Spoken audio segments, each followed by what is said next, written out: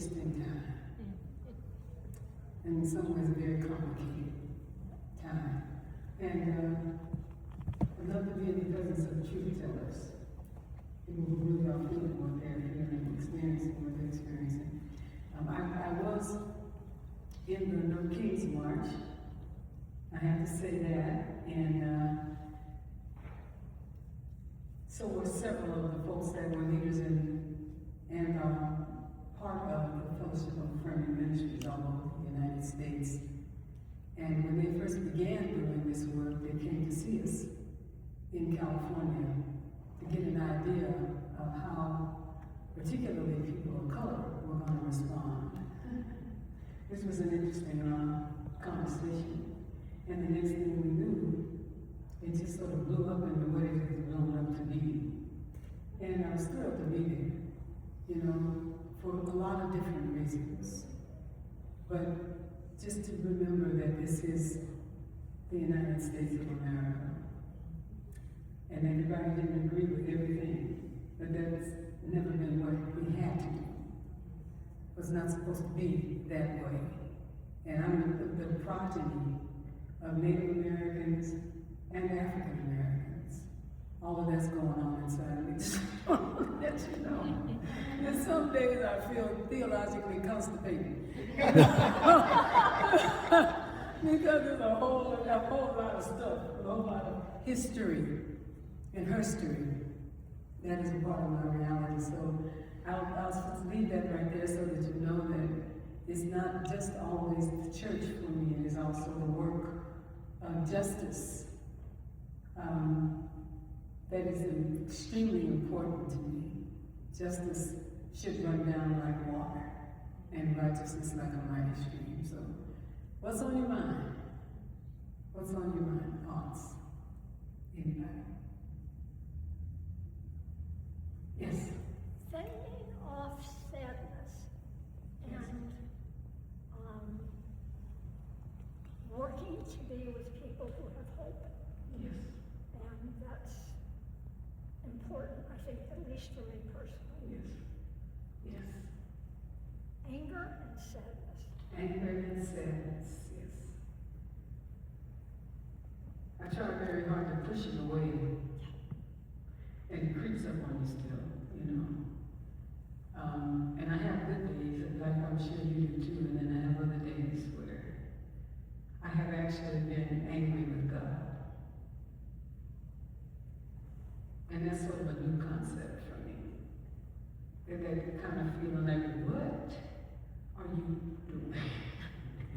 Come, and why aren't you doing? If you understand, and I know that you do. But I feel deeply moved that you speak it into the air, into the atmosphere. Because a lot of people keep it internally and it messes with your body and with your spirit. And I think it is important. I think anger is a blessing sometimes. Truthfully. Then you can go to the grocery store, you know, and you get it out, you know, you can go do what it is that you do. I hear your heart.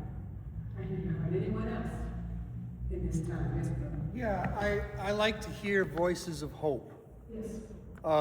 And I think what you were talking about in your sermon, the church is changing. Yes. And it has to change. It must. And how do we become a part of that change? And I think that discussion is very powerful. I have twins in my family, grandsons. So I have two daughters. One is my birth child, and the other is the daughter of another friend of mine who died. And that person was my spouse's sister. So when her sister died, then Latrice came to be with us. So I have two girls. And the two girls gave us two boys. And the world for them is tech. Now, if you got teenagers, you understand exactly what I'm talking about. you would see anything but their foreheads looking down. I said, how you doing, son? Fine. So, what day of the week is it? I don't know. This is what I get. So, what do you think about chitlins? You know? Or what's that? I mean, this is what I get, because they're disconnected from communication by tech. And it has become dangerous in some situations. And most of us now don't know what that really is, what AI is doing, what is happening, the ways in which they are being brainwashed into certain situations and circumstances, and several of them have committed suicide. And we don't even know why, because we're so not in that world. But they are in that world. And then we have this huge responsibility to find our way into that world. I saw your children today, but not your teenagers. That's kind of how it is. Teenagers and young adults, because they're in that world. We have to know that world in order to know what to do with that world. And it's interesting that church is, where church is, it's older people and children. Because the rest, they're not coming. You'd have to tie a noose around their neck and drag them, because they're just... So what is hope for them? And one of the things that I realized over time is that I have to learn this thing that they're doing. So I know the words, you know what I mean? And so we can kind of good at it, you know. So I'll say so and so, and they'll raise their head up and say, so where did you learn that, Grandma? That's what because I'm learning. And then they'll tell me all the great things that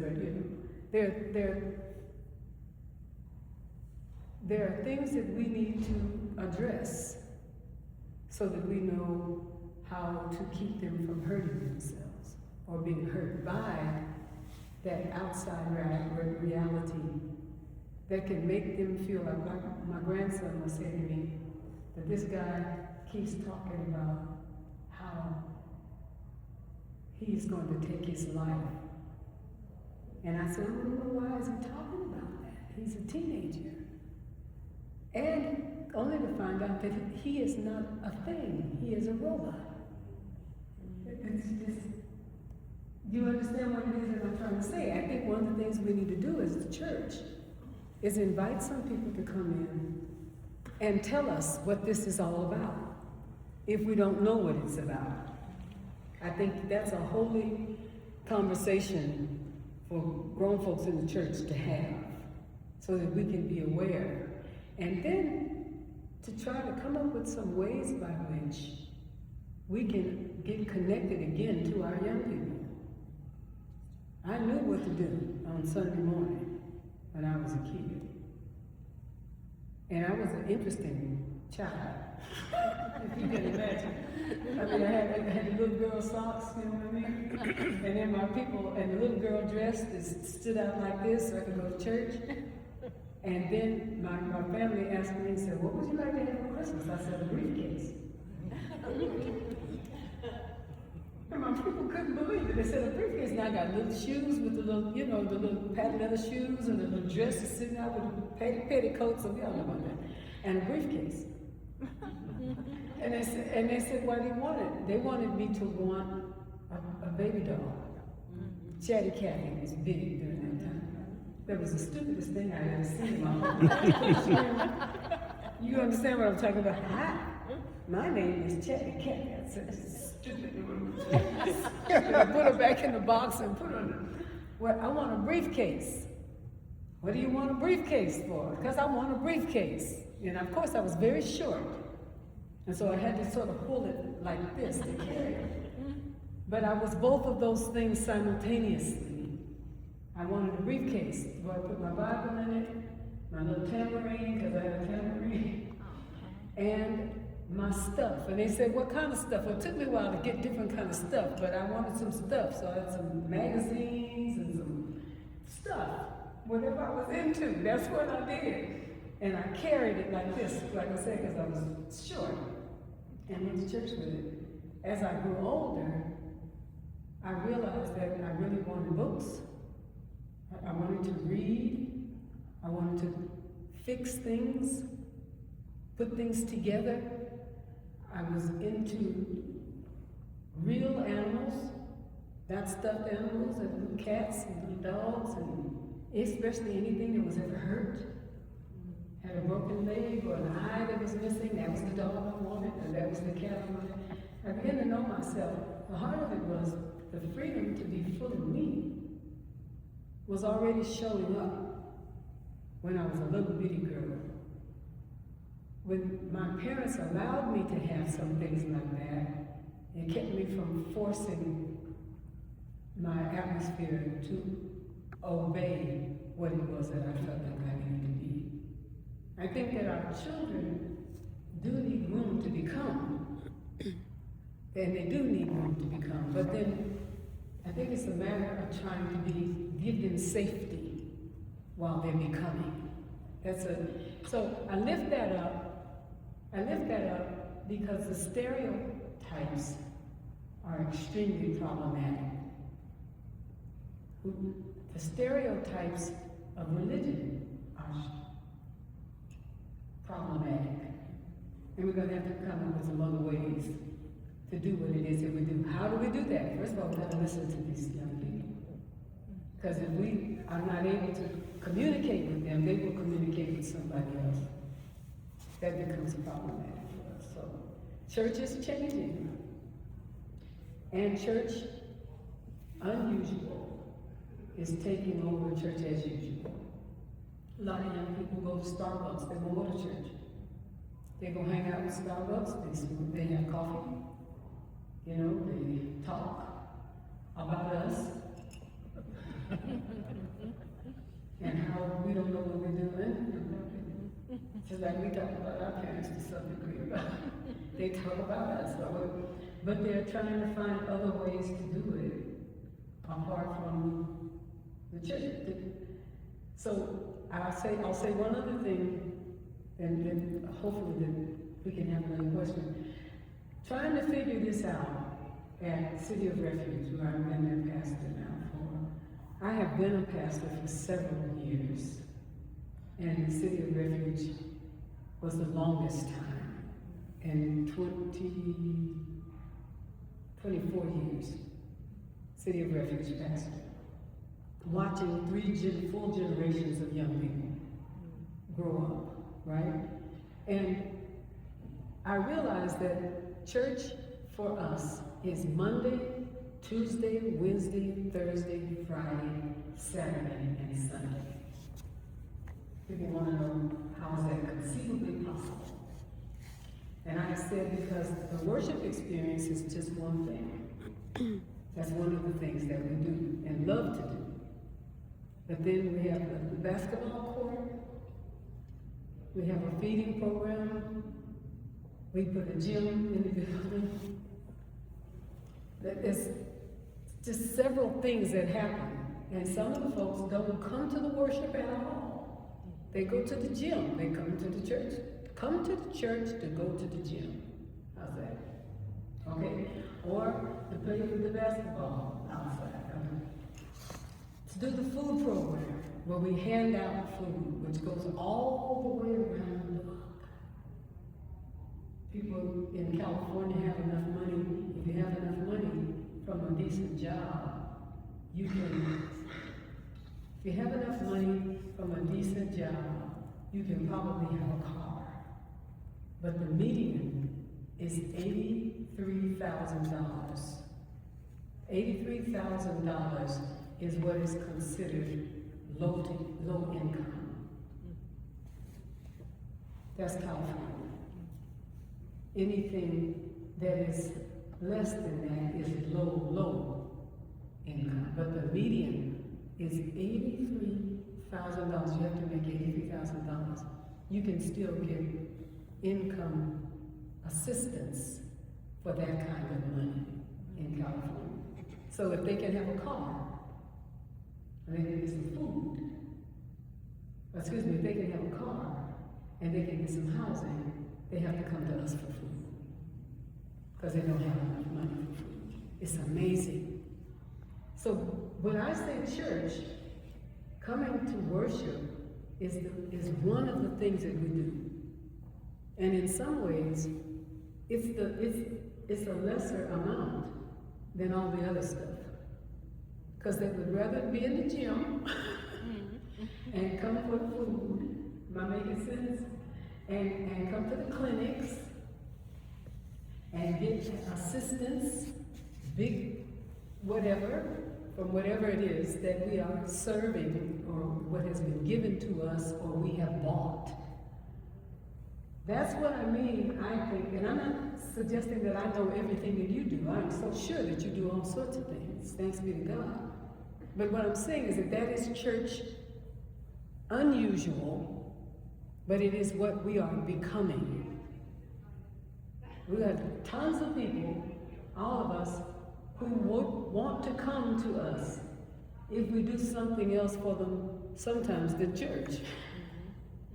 Oh God, that hurts me when I say that, because I know how much I love church.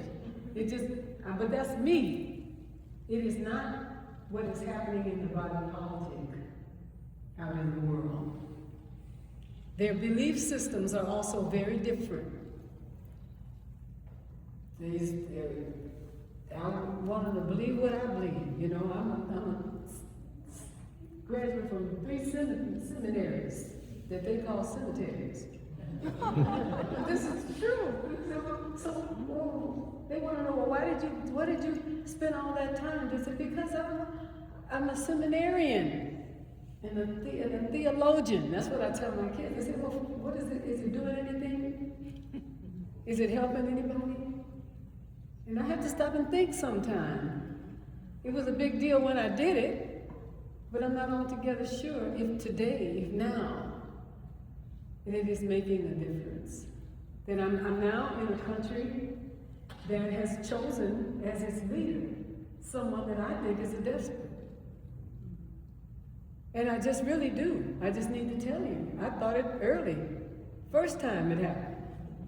You know, I thought it the second time that they started talking about it. And now I really believe it, given the circumstances.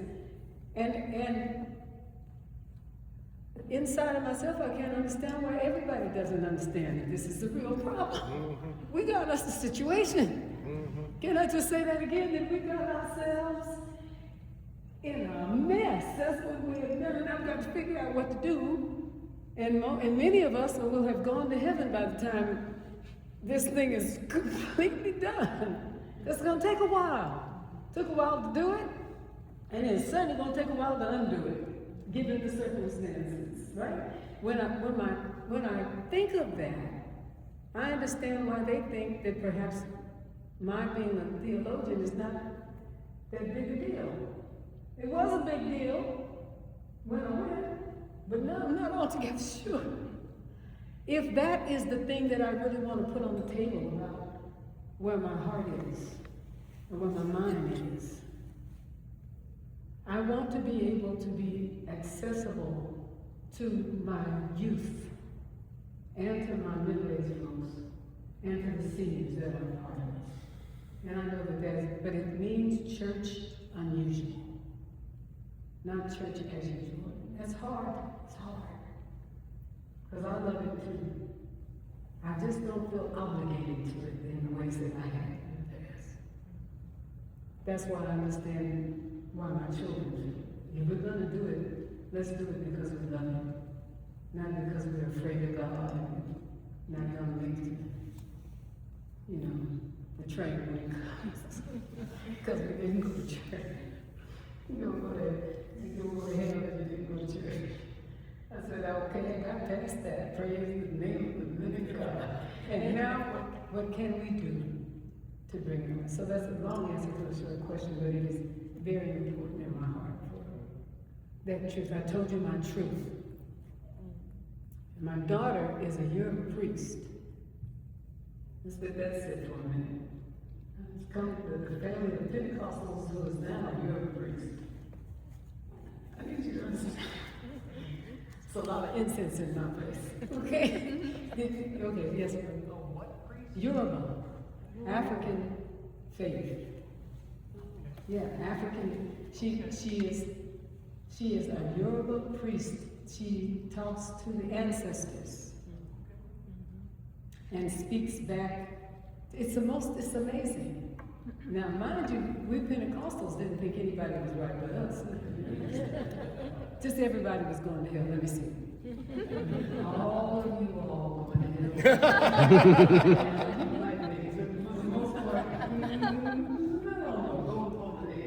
But for the most part, we just believed everybody was going to hell. This is true. Pentecostals are hard about this kind of stuff. But she's a Yoruba priest. And she calls herself a Yoruba Costal. But she's been given not just to be a part of the organization, she's a priest in it, which is really quite beautiful. That I could find my way to her and she could find her way to me. She speaks to the ancestors, not just in terms of connecting to relationship with God, but it's just as peculiar to Yoruba and African indigenous faith that we see God the way we see God, in the way that we see God. Let's put it that way.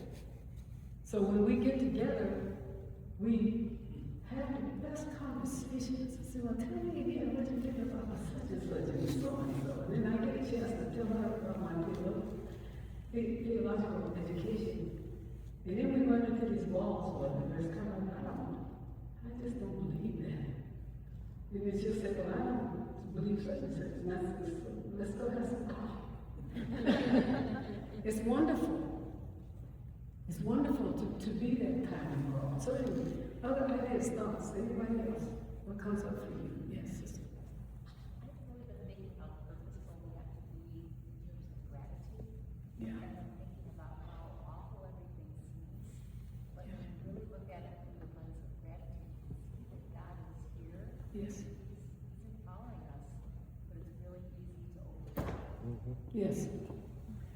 And I have to say that the other thing because you're right, you just, yes. Broadening how we even begin our worship services at home in City of Refuge. One of the first things we say when we say welcome is to say that we call each other siblings now, because the he-she realities are problematic. Because we have gender non-conforming people, and we have people who were born in one way and actually see themselves in another way. Now, so that there are some folks, when they hear something like that, they kind of go sideways. So, you are a woman. I can see that you're a woman. We have moved to the point at which you have to tell me. I don't make that assumption based on what you wore to the service, or whether whether you have Nula and Tallulah, like I named mine a long time ago. This is Nula, and this is Tallulah. And I thank God for they keep me warm. I must say, but it is important for me to say that that's not something that can make someone suggest that that is how I identify. I need to be able to tell you, as versus you telling me because of what I may appear to be. These are hard things for many of us who were raised in different environments, and how we can come together and find peace is where you can come together and feel that you really are received, known, and loved without pretense, And that's it's not an easy thing. Because, you know, so I look at folks and I think I got it. And I still wait till they tell me. Because sometimes I still don't have it. I think I have it. Same way with different kinds of faiths. I come from a group of people who are really loud. They have a B3 organ and a drum set. Come on now. And some tambourines. And your ears, it's like, good, great God from heaven. There's just a lot of, you know. But this is also, they're also jazz people and rock and roll people. Because that's a part of the history, if you know what I mean. It's just got different words. Same sound, different words. Making room and space in my own soul to allow me to be fully myself also means I have to make room and space for you to be fully, entirely yourself. And I can make room and space for that. That's a very holy thing. It's hard for church, though, because church has a tendency to gather the people that know the people. Am I right? That it's race related, it's sometimes money related, sometimes this is how my mama did it related. And it makes it really hard. And again, I'll say that this generation of young people are just not, they're not feeling that. It's another kind of something that we will have to find our way into, or a lot of what we're doing will go, it will die with us. We are in some ways the last reality. The kids coming after us are just simply not going to do it. So what is it then that we have to become or have to do in order to have community that we're so used to having as we were coming along? This is our responsibility now, to think through this and or to allow our young people to tell us what are we missing. And no parent likes to say that. Parent of the flesh or the spirit. Now how could you know? Shoot, I'm the one that's grown. You know, how in the world could you know? But they do have ways that they congregate, even though they do the whole thing like this. Come on now, come on, parents and grandparents. This is what they do. And when they find somebody and they're talking to this person who is not in the room, they just bust up laughing until you walk in. Okay, let me show you.